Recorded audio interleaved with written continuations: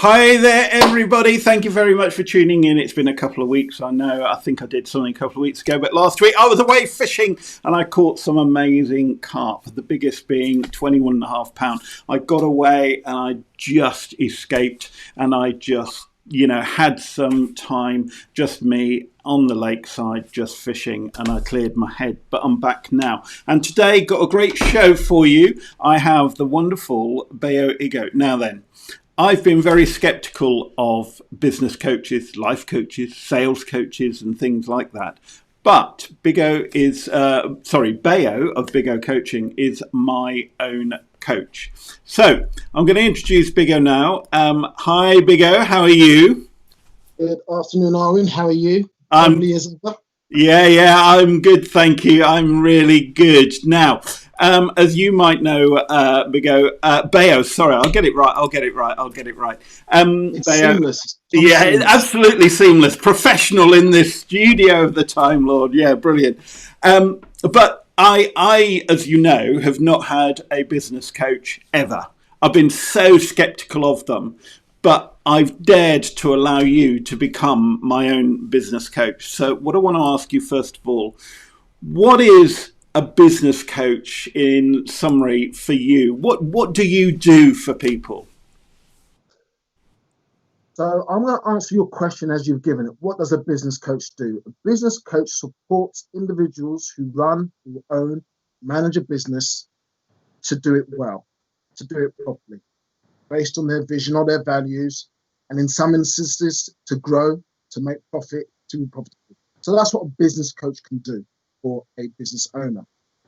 But as you know, with me, the title business is just an add-on to the skill set a coach should have in terms of helping an individual client grow within themselves, develop within themselves, have clarity of mind and thought to deliver the dreams and aspirations they have as goals, turning them into reality. That's what a coach can do effectively. Now, I work in small businesses, hence I'm called a business coach. Right. Okay, that's fine. That's great. But a question for you then, following on from that. How do you go about it? How do you change my mindset from skepticism to being more positive? And people know I've suffered from depression. I'm on the happy pills, and I find it hard sometimes to get motivated and so on. So how do you do that, especially at this time of the pandemic, with all this negativity of a world global pandemic and what's going on across the pond in America with the election in about 14 days' time? What do you do to change people's mindset? So there's a number of skill sets that I have. So let's talk very briefly about my background. 30 plus years working with people, customer relations, customer satisfaction, interrelationships, building relationships throughout the world. I did it in law, I did it in social housing. I'm now doing it as a coach. And then I trained to be a coach. I'm an accredited coach. I trained to be a coach, so some skills. The most important thing to answer your question is, how did I change your mindset? I listened to you. Yeah. And by listening to you attentively, I then asked you specific questions about what you thought about yourself, which enabled you to think more deeply about what you thought about yourself, and then create a roadmap to address your mindset. So it's not a one-off thing. First and foremost, I ask, what's your goal? What do you want to get out of this relationship? Then we work around and backwards, up and down, around how you can deliver that goal. And that's how you can address your mindset. Yeah, that's absolutely right. And my mindset changed, it transformed. And I love the way that you send me almost daily these text messages, WhatsApp messages and so on. And there's a process now I go through as well. And I learnt this when I was back in CBT, you know, the deep breathing techniques, the mindful techniques, mindfulness techniques and so on. How important is this whole area of business. Okay, sorry. Say it again, Armin. Be clearer. Be clearer. How linked is what you do to mental health and awareness and stuff like that? I mean, is it just nothing, or do they go together? You know, people's beliefs and so on. You said one very important thing there about listening. And is that to do with mental health? Where are you coming from on that skill set of needing to listen? So leading to listen you can't have a conversation without listening. Active listening, 5 levels, which I won't go into, but it's really listening to understand what that person is saying in order for you to contribute positively to a conversation and or dialogue. In terms of mindfulness or mental health, well-being, most definitely, because you're running a business. There's so much going on in your head, in your mind, that if you are not focused, if you have not clarity, those visions and values that you've set yourself in terms of what your business will become and where you want it to go will be clouded, shrouded with negativity, possibly lacking of confidence, inability to take that next step, inability to believe that you can grow, inability to maybe understand how you can get through something like a pandemic. If those doubts are there and you haven't got clarity of mind, they may affect your performance. Give you an analogy. Sports people, the big difference between being the very, very best and then the rest is ultimately about how you think about yourself. If you're going to take a penalty and you think you're not going to score, you're more than likely not to score. It's negative beliefs, a belief system. But if you're going there thinking, I'm the best since sliced bread, the DB, and I'm going to score top corner, left corner, right corner, whatever, you are helping yourself create that moment in time to succeed. So for me, it is important that I understand the person's vision, goal, and we break that down, as you know, the various tool sets I have to break it down. And in actual fact, I'm actually going on a new course in the end of November to get a coaching mental health certificate to add to my toolbox. Yeah. And then, you know, I've shared this with you, NLP practitioner, CBT awareness, and this will add to that toolbox. But the ultimate skill set is listen, ask question. Listen, ask question. It's for the client to decide how and where they want to go. I think that's one of the hardest things I've found, actually, to be fair, is getting off my own backside and doing stuff, because a coach can be the best listener in the world, the best coach in the world in anything. But unless you've got that drive within you, unless you've got that belief within you, then you won't put into action, and you've got to put things into action. And I always remember about the thing about being the best. I remember, I'm a Liverpool supporter, but Kevin Keegan, when he was playing for Liverpool and so on, I remember him saying years later that he stood there as a kid. He wanted to be a striker. He wanted to play for England. He wanted to play for a top club. And he's a player in football who 80% of what he achieved was through harder work and determination. 20%, he said, was about talent or something like that. And he used to stand there as a kid, kicking a ball against a wall with his weaker foot. Just kick, kick, kick, kick. And it come off a wall at all different angles, and he'd control it or kick it or whatever against the wall again. And he learnt and trained his body through muscle memory, because he knew to be a top striker, he had to be double-footed. And so he realised that from a young age as a kid. And I remember as well hearing one of the psychologist coaches of Andy Murray. Andy Murray, he used to have him in the room and talking to him and so on. Andy Murray had this problem, if you like, of he'd play a bad shot, but that he'd relive that bad shot continually, and then before he knew it, he was 4 games down, and then thinking, oh crikey, and then he thought he's no good. And I think it's very interesting that when he got Ivan Lendl, probably one of the most hated or disliked, not hated, one of the most disliked Grand Slam winners, he got Ivan Lendl as a coach. He started winning. He won the Olympics, he won the Slam in America, he won Wimbledon and so on. He then dropped Ivan Lendl amicably, because Ivan Lendl said, I've got family time, I can't travel the world with you. And he got another coach. Maresmo, I think it was. And basically, his technique improved, but he didn't win a slam. Then even Lendl came back and he won a slam again.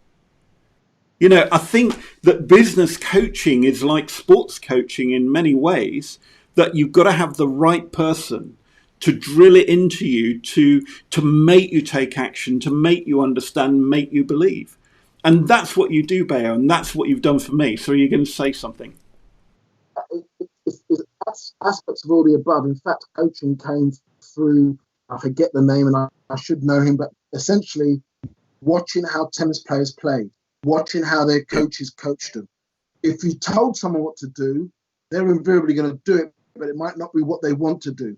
If you ask them how and what could you do differently with that shot, they're more likely to try and practice it and take it on board and see that a particular movement of the wrist or whatever the shot to be played becomes natural to them and they adopt it, but they weren't told it. It is something that you find yourself. So in terms of coaching, positive coaching or lend or whoever, it's about first identifying what the personality is, what do they like. So with other clients, it won't be sending them this, sending them that, sending them this. Yeah. They may be a bit more go-getter. They might be a bit more driven. So your interaction with them will apply accordingly.